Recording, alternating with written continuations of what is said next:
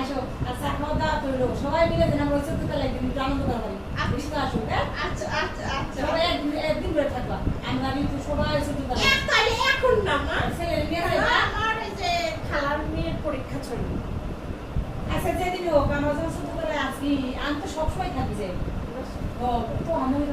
আমি একদিন সন্ধ্যার পরে যাবো অনেক সারাদিন আসুন কই না আসুন সন্ধ্যার পরে একদিন আমি যাবো